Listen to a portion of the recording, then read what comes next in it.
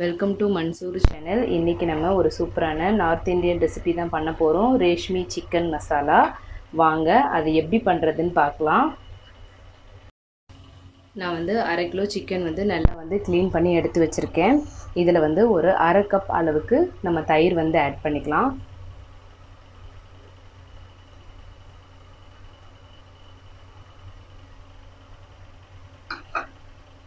இப்போ இது கூட 1 டேபிள் ஸ்பூன் அளவுக்கு இஞ்சி பூண்டு பேஸ்ட்டு,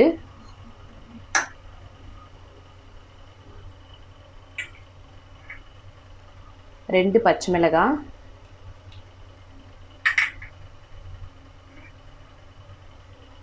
மஞ்சத்தூள் 1/4 டேபிள் ஸ்பூன்,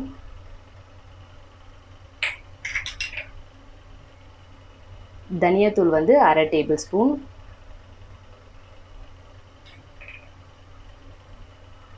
மிளகாய்த்தூள் 1/2 டேபிள் ஸ்பூன், உப்பு தேவையான அளவு, பொடியாக நறுக்கின கொத்தமல்லி,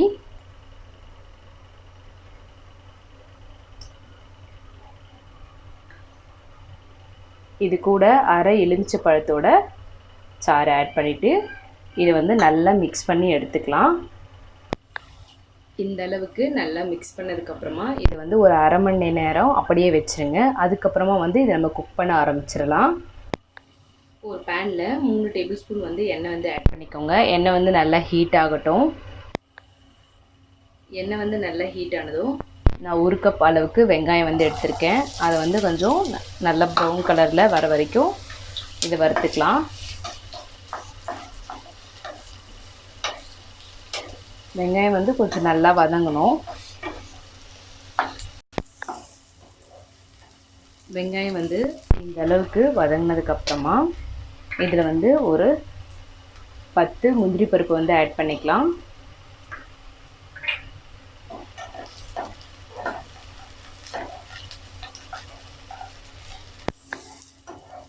வெங்காயம் இந்த அளவுக்கு வதங்கினா போதும்.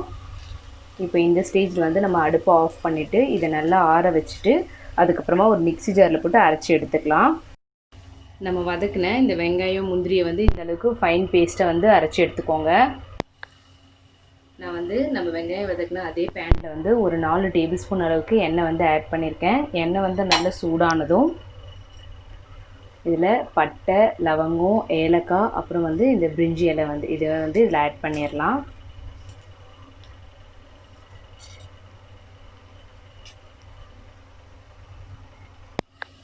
இது கூட நம்ம அரைச்சி வச்ச இந்த பேஸ்ட்டை இதில் ஆட் பண்ணிடலாம்.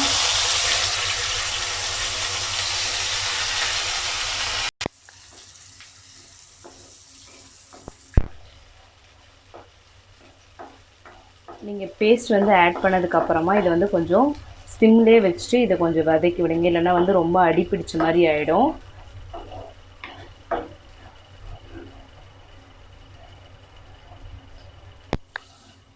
பாருங்கள், எண்ணெய் நல்லா இப்போது பிரிஞ்சு வருதா. இந்த ஸ்டேஜில் நம்ம ஆல்ரெடி ஒரு 30 மினிட்ஸாக ஊற வச்சுருந்த சிக்கனை இதில் ஆட் பண்ணிடலாம்.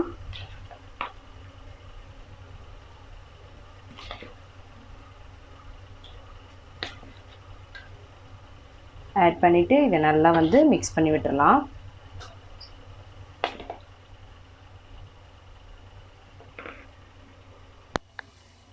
ஆட் பண்ணதுக்கப்புறமா இதை நல்லா ஹை ஃப்ளேமில் வச்சுட்டு இதை நம்ம வதக்கிக்கலாம்.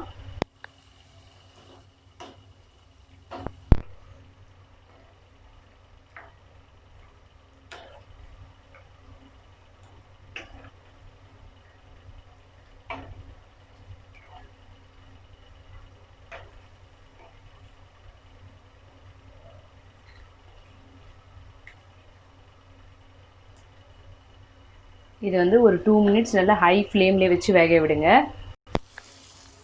பாருங்கள், 2 நிமிஷம் நல்லா ஹை ஃப்ளேமில் வைக்கும் போது எண்ணெய் நல்லா இது மாதிரி பிரிஞ்சு வருது.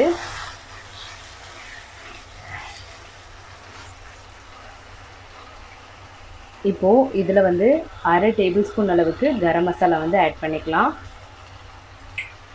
ஆட் பண்ணிவிட்டு இதை நல்லா மிக்ஸ் பண்ணி விட்டுருங்க.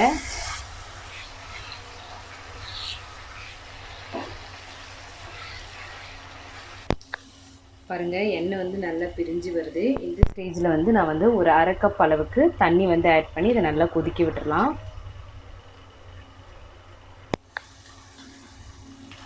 நல்லா வந்து இந்த அளவுக்கு மிக்ஸ் பண்ணி விட்டுருங்க.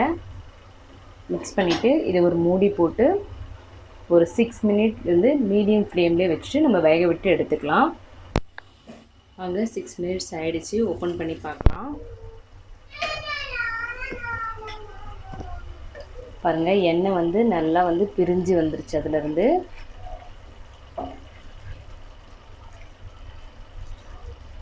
சிக்கனும் பார்த்திங்கன்னா நல்லா வெந்திருக்கு.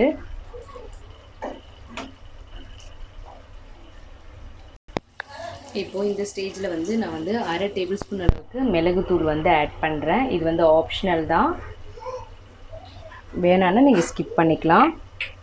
அதுக்கப்புறமா கொஞ்சமாக வந்து கஸ்தூரி மேத்தி வந்து ஆட் பண்ணுறேன். இதை ஆட் பண்ணிவிட்டு இதை நல்லா மிக்ஸ் பண்ணி விட்டுடலாம்.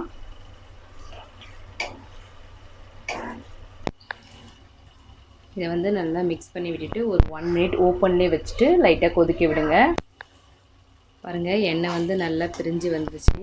நம்மளுடைய ரேஷ்மி சிக்கன் மசாலா வந்து எந்த அளவுக்கு சூப்பராக வந்துருச்சு பாருங்கள்.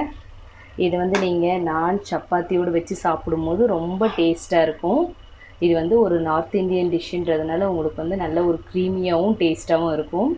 இந்த ரெசிபி உங்களுக்கு பிடிச்சிருந்துன்னா உங்கள் வீட்டில் ட்ரை பண்ணி பாருங்கள். ட்ரை பண்ணி பார்த்துட்டு எப்படி இருக்குன்னு கமெண்ட் பண்ணுங்கள். உங்கள் ஃப்ரெண்ட்ஸ்க்கு ஷேர் பண்ணுங்கள். சப்ஸ்கிரைப் பண்ண மறந்துடாதீங்க. தேங்க்யூ.